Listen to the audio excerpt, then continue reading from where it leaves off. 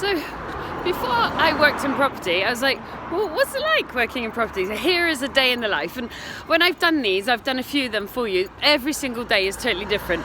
This morning, I started my walk to work at like 20 to 6 in the morning. I wouldn't call it the sun has come up, but at least it's now not dark. And today I've got a couple, like I take physical exercise quite, I wouldn't call it seriously, I just love it.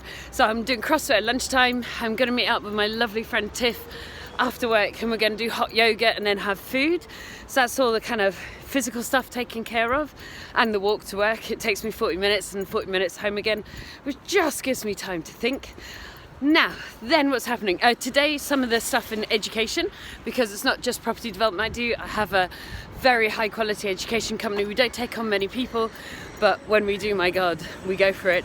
And we've done a free draw, and hundreds and hundreds and hundreds of people have applied for it to celebrate the launch of our new online program. So we've had loads of people email us in yesterday going, when's it happening? When's it happening? When's the draw happening? Which is very cute, because that's going to happen today. And then some lucky person will find out that they're working with me for a year. I think they're lucky. I insist that people get results. So I hope they're lucky. The team are launching our online mentoring program today. So again, it's our 2019 online mentoring program. So we had a team meeting about it yesterday. So it's kind of all hands to deck, talking to loads of people about that today.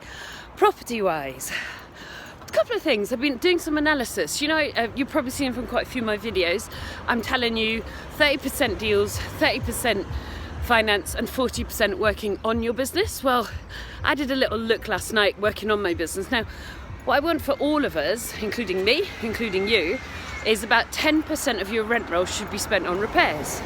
That's a standard, industry standard. Should we try and cross without dying? It's always a good one, isn't it? Okay, I'll wait for the green man. Industry standard. But at the moment, I've got a real repair program going on, because a lot of my houses I've owned for over 10 years now, and we're really going through the whole portfolio in a very committed way and pulling them, totally up and above the previous standard. And as a result, we get very high quality tenants, we get very high quality rent, but it costs money. So at the moment, I was looking at my analysis, and I'm actually spending 20% of my rent on repairs, which is way above acceptable. Thank you. He's in the bit. Which is way above acceptable. And so I kind of never accept things that don't work well. It is exactly what I want to be doing, because I want to make sure my properties are very high quality. So I kind of refuse, if you like, to stop doing the repairs. So my question to myself was, okay, how do I improve the rent? And I love those kind of puzzles. It's like, I got a full-time handyman that works fantastically well. He's an absolute asset to my business and a great guy to work with. Last year he renovated 14 houses. This guy's a grafter beyond belief, and his quality is excellent, his attention to detail is excellent. So I'm not going to stop that. So my question was, if I basically accept that the cost is going to be what the cost is, how do I grow my rent roll in order that my repairs go back down to being the industry standard of 10%? So rather than saying, well, that's okay, then I'm going to spend tens and tens and tens of thousands more than I should be. No, if I spend that, how do I increase the rent? So that's today's puzzle. One of the classic ways, we've already got a substantial service accommodation portfolio. And I think really what I'm going to end up doing is turning out another significant number of properties to the service accommodation portfolio, which naturally grows the rent. So when you know your ratios, and when you know your industry standards, and when you spend some time working on your business, you can then go, well, here's a problem, because it is a problem. I could retire in the amount of additional money I'm spending on repairs this year. So if it is a problem, how does it get fixed? And if you require the repairs to be done, because I like my stuff to be in high quality, how do you grow the rent? So what does that tell you? That tells you a couple of things. You need to have your accounts really up to date. Like we use Xero. We have a fantastic bookkeeper, Rachel, who comes in once a week. So by the Wednesday afternoon, and today's Friday morning, by the way, my accounts are 100% up to date to Wednesday afternoon. So I can see the latest figures on a cloud-based accounting system. We happen to use Xero. I find it, for a non-tech like me, I find it super easy. Then my next property thing so I'm doing a bit of a puzzle. I'll identify which ones that get turned out. I'll get the team to serve eviction notices today, because I don't mess around. Once I make a decision, we do it. And we already have a service provider for service accommodation. We've already got a list of everything we need to buy for a service accommodation flat, because once you do something once, you create a system to do it, so that you don't even need to think. We have a list of where to buy everything from as well. Everything will get bought in the next week. We'll evict the people, and of course the property's already been renovated, so all we need to do is put the stuff in. We're talking potato peelers, furniture, all that kind of stuff.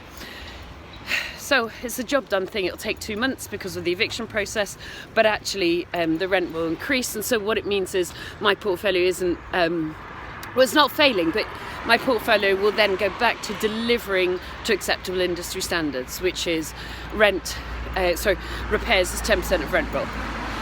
Next, I have 3 of my 5 permitted developments that we've put in for planning approved.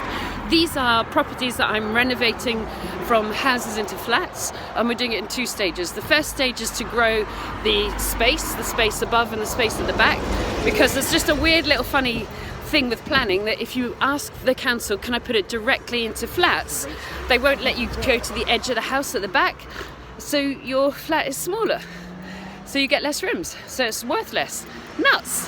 If you're in stage 2 and you've got the kind of cash flow to be able to afford this, the best way forward typically is get permitted development, spend time, and it's a risk, turning it into a loft. I mean, nobody needs to live there. You just convert the space, it gets signed off, you get a certificate of lawfulness, and then you go back in for planning and ask to turn that bigger space into flats. Now, okay, will some of them not be accepted? Yeah. In which case, what do? I turn my 5-bed HMOs into 7-bed HMOs. Yeah. Okay, yes, I have to apply for licenses. Will I be successful? Almost certainly, because I've already looked at the density of HMOs within those locations, and I'm not doing anything where it's oversupplied with HMOs. So is that it? So, PO launch, which is super exciting, because I love the education side, but it's only a small part of my business. Houses to flats concentration. Chapel, did I tell you about that? The chapel we are ready to do the development on. Are you ready? Massive property developer eye roll. And politely put, the crazy people that are directors of the words fail me. And so the previous management company got sacked. Now we've been spending 6 months nagging, hassling, chasing the unacceptably performing management company to actually repair the roof of the chapel, because it's a leasehold, because I'm not going to spend 100 and something grand renovating the chapel until the roof is fixed, because right now it's ingressing and there's quite a lot of damage, basically. I mean, quite serious damage. So we had really kind of gotten them to the point they'd actually started moving their butts, and then the director, here we go, look, the office, and then they got sacked. So I got to start the whole thing again. So my team is going to be relentless. We're not going to stop with this management company. Is there legal liability to fix this roof? Now pull your bloody fingers out. It's a grade 2 star listed chapel that is getting damaged as a result of their inability to manage the repairs. So I think that's today. It's enough, isn't it? So repair cost, moving it back to 10%, not 20%, by definitely increasing the rent, which is probably service accommodation. Permitted developments, PEO launch, which is Property Entrepreneur Online, by the way, launch, and chasing the new management company and starting up a whole scheme. So we wouldn't just like every day go, oh, right, we're ready. No, we'll write all our emails out for the next month and all our letters out for the next month today, and then we just post them and just send them. So we don't spend any brain power later on it, and we'll just know that every single day we'll be scheduling a phone call till it gets done. Can you see? Relentless doing things that work.